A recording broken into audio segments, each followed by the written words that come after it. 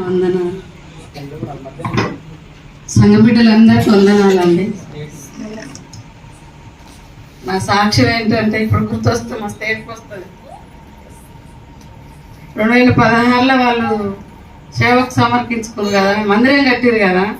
2017లో నేను జూన్ 28 తారీఖు నాడు, అంతకుముందు కూడా అయ్యగారు వచ్చేది, ప్రేయర్ చేసేది, కానీ చాలా అసలు లేవకుండా ఉన్న స్థితిలో వాళ్ళైతే అక్కడ రూమ్ తీసుకొని ఉన్నారు. అయినా కూడా మా చిన్నాళ్ళు నన్ను అక్కడ వేసొద్దురా, నేను చనిపోయిన అక్కడనే, బ్రతికిన అక్కడనే, ఎక్కడ పోయినా కూడా బాగా కావట్లేదని మా చిన్నాళ్ళు తీసుకుపోయి చర్చిలో వేసిండు. ఇక నేను పోయి పడుకున్నాక ఇక పాపం అయ్యగారు అమ్మగారు అయితే చాలా బాగా అసలు చింతల్ని వేసుకొని, చిన్నుని వేసుకొని, ఆ పందులు, దోమలు, వర్షాలు, అందులో నేను పడుకున్నా. అయ్యగారు అమ్మగారు ఇట్లా పండుకునేది, వాళ్ళ పక్కనే పడుకునేది. నేను ఏ టైంలో ఏమవుతుందో నాకు ప్రభు, ఏమవుతుందో అని బాగా ఏడ్చుకుంటూ పడుకునేది.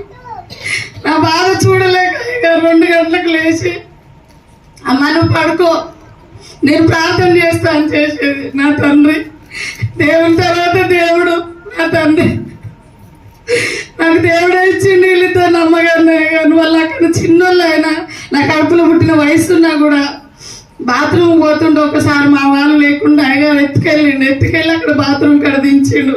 వాళ్ళ రుణం నేను ఏమిచ్చి తీర్చుకోలేను.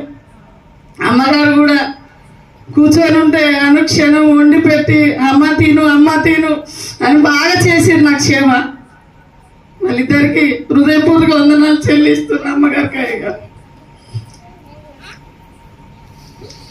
బాగా ఒక 20 రోజులలో దేవుడు నన్ను స్వస్థపరిచిండు. అమ్మ దేవుడు దగ్గరికి రావట్లేదమ్మా, ఏముందో ఇంకా నీళ్ళు ఒప్పుకోనంటే నేనైతే ఊకే, అయ్యా నా భర్త ఆగమవుతాడు, అయ్యా నా చిన్న కొడుకు ఆగమవుతాడు, నా బిడ్డ ఆగమవుతాడు ఏడుస్తుంటే అయ్యగారు చూడలేక 2 గంటలకు వచ్చి నా మంచం కాడ కూర్చొని ప్రార్థన చేసేది. ఒక 20 రోజులలో దేవుడు నాకు విడుదల ఇచ్చిండు. దేవుడి నామానికి వందనాలు, మీ అందరికి వందనాలు. ఇప్పుడు కేవలం బతికున్నా అంటే దేవుని కృప, కోర్నెలేగా ప్రార్థన, జీవితంలో మరణించేంత వరకు కూడా కోర్నెలేగా ప్రార్థన ఆయన నేను మర్చిపోలేను. అందరికి వందనాలండి. ఈ చిన్న సాక్ష్యం దేవుడు దీవించును. హల్లెలూయా.